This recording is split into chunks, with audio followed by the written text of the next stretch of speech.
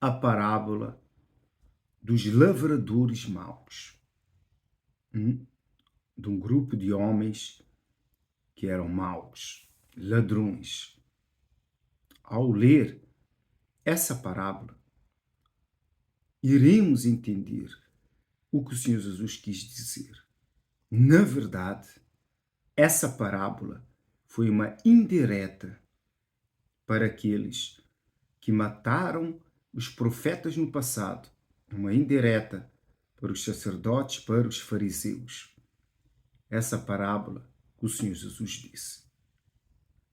Assim começa essa parábola aqui no livro de Mateus, capítulo 21, versículo 33. Diz assim: atentai noutra parábola.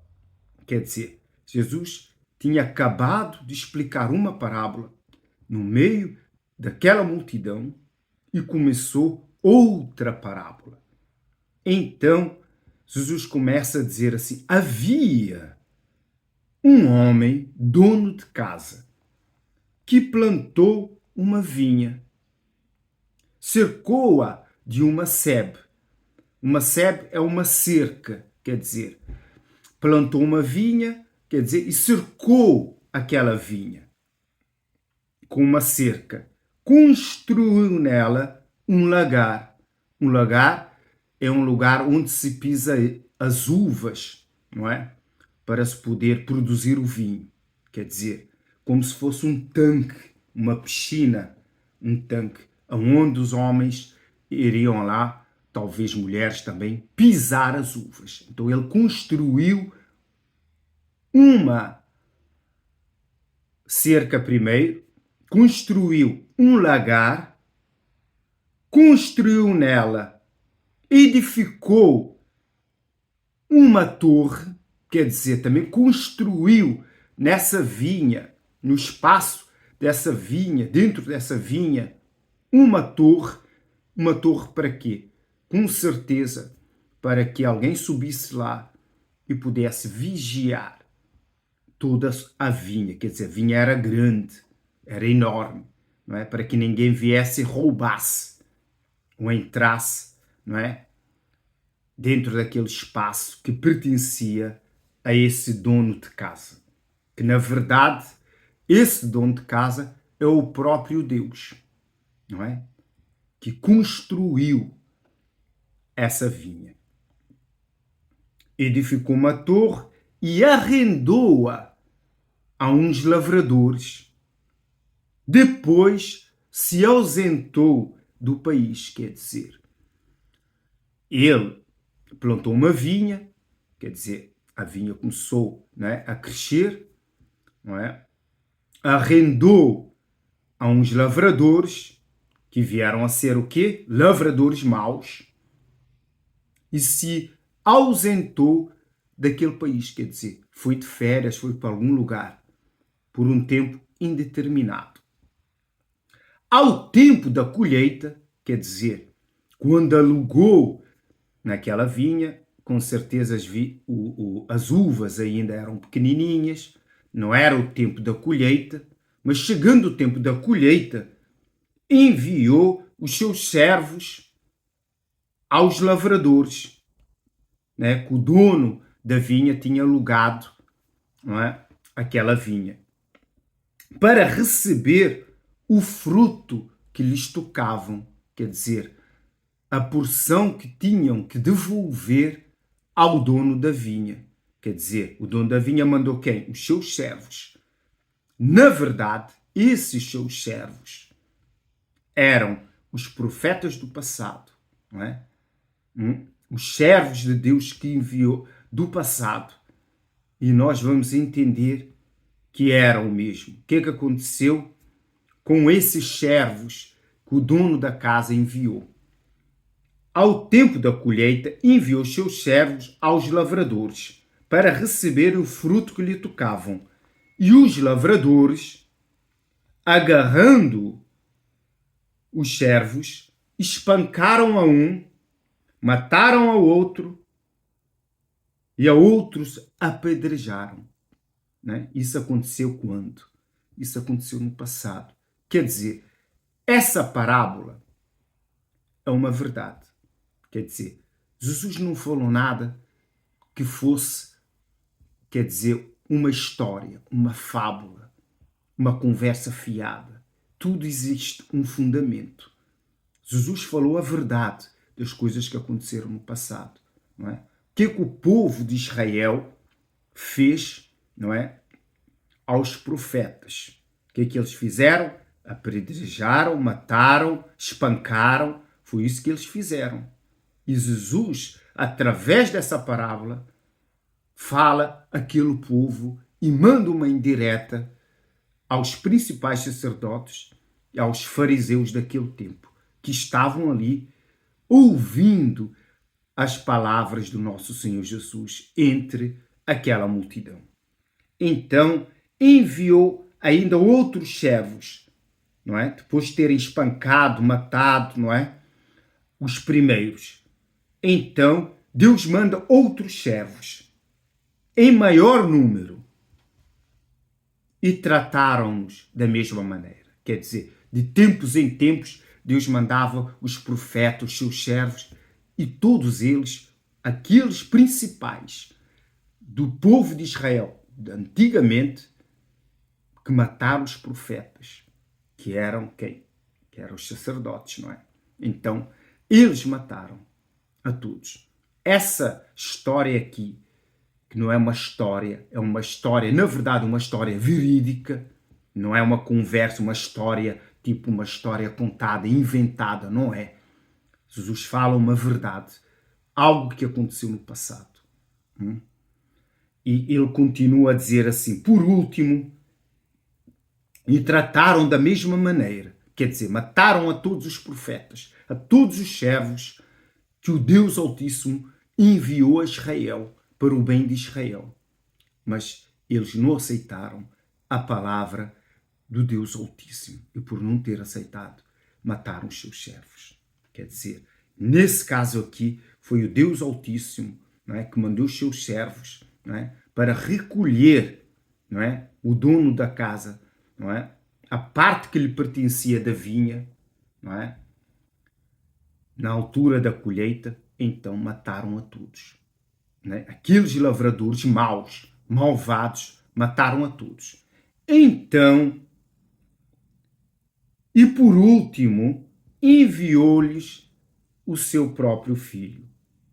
Vejamos que aqui, não é? Vejamos que é Deus que fala no início. Agora, Deus fala assim, então, enviou o seu próprio filho. Nesse caso é o Senhor Jesus. Dizendo, a meu filho, pensando Deus assim, a meu filho respeitarão.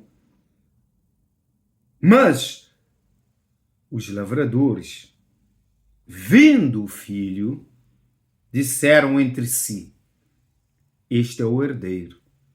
Ora, vamos e matemo-lo e apoderemo-nos da sua herança. Quer dizer, a vinha, na verdade, que é Israel, não é? Que é a herança do nosso Senhor Jesus, que era o povo de Israel que ele veio para salvar, que na verdade o rejeitaram, não é? Por isso que depois dessa palavra fala sobre a pedra angular que foi rejeitada, não é? Que era a pedra principal, que foi rejeitada, que na verdade é o nosso Senhor Jesus. Então, vendo o filho, esses lavradores maus, disseram entre si, conversando eles entre si, não, este é o filho. Então, resolveram matá-lo. Não é? Não foi o que aconteceu ali em Israel, os principais sacerdotes, não é? Os anciãos, os fariseus, os saduceus ou outros que eram, não é? Ali da patente de Israel, das autoridades de Israel naquele tempo, decidiram entre si matar o nosso Senhor Jesus. Essa palavra fala de tudo, de como mataram os profetas no passado, até o Filho do Deus Altíssimo, que é o nosso Senhor Jesus. Então, este ordem, ora, vamos e matemo-lo e apoderemos da sua herança. E agarrando, lançaram para fora da vinha e o mataram. Quer dizer, fora de Israel. Foi aonde que Jesus foi o quê? Crucificado, fora de Israel. Jesus, isso era como se fosse, era uma profecia que Jesus disse. A história, não é? Essa história verídica que Jesus falou antecipadamente sobre a sua morte, não é? Através dessa parábola, não é? Ao povo de Israel que estava ali, não é? Ouvindo as suas palavras, não é? E dando esse exemplo, não é? Dos lavradores maus, não é? Que se apoderaram, não é? Daquela vinha, quer dizer, roubaram, não é? Quer dizer, foi-lhes arrendado a vinha, não pagaram a renda, não é? Não devolveram os frutos, não é? A seu tempo, não é? Ao dono da vinha, quer dizer, foram ladrões. É como que alguém tenha arrendado a casa a alguém e esse alguém não paga a renda. É a mesma coisa, quer dizer, devido o tempo vai lá para ir buscar a renda, não paga e não sai dali daquela casa. E se manda a qualquer pessoa, faz confusão, mata, faz o que for. É a mesma coisa. Um grande exemplo o Senhor Jesus dá sobre o povo de Israel que o rejeitou. Então, continua a dizer assim, responderam-lhes, não é? Fará perecer horrivelmente a estes? Não, primeiramente diz assim, quando, pois, vier o Senhor da vinha, que fará aqueles lavradores? O que fará àqueles lavradores maus? Responderam-lhe, fará parecer horrivelmente a estes malvados e arrendará a vinha a outros lavradores que lhe remetem os frutos, não é? Que lhe devolvem, que lhe venha devolver os frutos ao seu devido tempo. Quer dizer, quando o dono da vinha, o Deus Altíssimo, vier, não é? Esses maus serão todos removidos e será alugada essa vinha a outros, não é? Para que lhe possa devolver os frutos ao seu devido tempo. Perguntou-lhe Jesus, agora o Senhor Jesus começa a falar, após ter-lhes dito, não é? Essa parábola que é uma verdade. Perguntou-lhe Jesus, nunca lestes nas Escrituras? Perguntou aquele povo que estava ali diante dele. A pedra que os construtores rejeitaram, essa veio a ser a pedra principal, angular.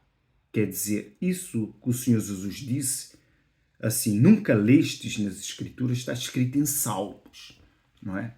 Uma parte que Davi falou no passado, que está escrito ali em Salmos, não é? Que com certeza falou pelo Espírito Santo, não é? E o Senhor Jesus vem e traz essa palavra nesse momento da parábola, explicando a pedra que os construtores rejeitaram. Quer dizer, na verdade, o que Davi falou foi uma profecia, que Jesus iria ser rejeitado, e foi rejeitado. Mas era a pedra principal, a pedra angular, não é? Uma pedra angular é uma pedra praticamente quadrada, que serve de base para construção. Por isso é que diz que os construtores rejeitaram, não é? Isso procede do Senhor e é maravilhoso aos seus olhos no fim, não é? Dessa profecia que foi dita por Davi, não é? Através do Espírito Santo, não é? Uma pedra angular é uma pedra que tem base, que dá para ser base, não é? Não é uma pedra redonda. Uma pedra redonda, não é? Não dá para construir nada em cima. Então, para que se construa algo, tem que ser sobre uma pedra, sobre a rocha, que é Jesus, não é? Para se poder construir. E essa rocha foi rejeitada pelo povo de Israel, não é? E continua a dizer assim: portanto, vos digo que o reino de Deus, o Senhor Jesus agora a dizer, vos será tirado, quer dizer, ao povo de Israel, e será entregue a um povo que lhe produza os respectivos frutos. Não é? Vê que fala sobre quem? O povo de Israel. Aqueles lavradores maus era o povo de Israel que mataram o Filho de Deus, quer dizer, verá o Deus Altíssimo e tirará o quê? Não é? A salvação deles, a oportunidade da salvação, e entregará a outros povos, né? Que na verdade somos nós hoje, não é? Pelo mundo inteiro, que aceitamos o nosso Senhor Jesus. Foi isso que foi feito. E o Senhor Jesus continua a dizer assim: todo aquele que caiu sobre esta pedra ficará em pedaços. Quem é essa pedra? Essa pedra angular, que é a base de toda a construção da vida do ser humano, que é o nosso Senhor Jesus. Quem for contra ela será feita quem? Em que? Em pedaços, será destruído. E aquilo sobre quem ela cair ficará reduzido a pó. Se o Senhor Jesus cair sobre alguém, sobre alguma coisa, será reduzido a pó. E quem cair sobre o Senhor Jesus, contra o nosso Senhor Jesus, ficará desfeito em pedaços. Quer dizer, não há escolha. Quer dizer, quem poderá ir contra o nosso Senhor Jesus? Perderá.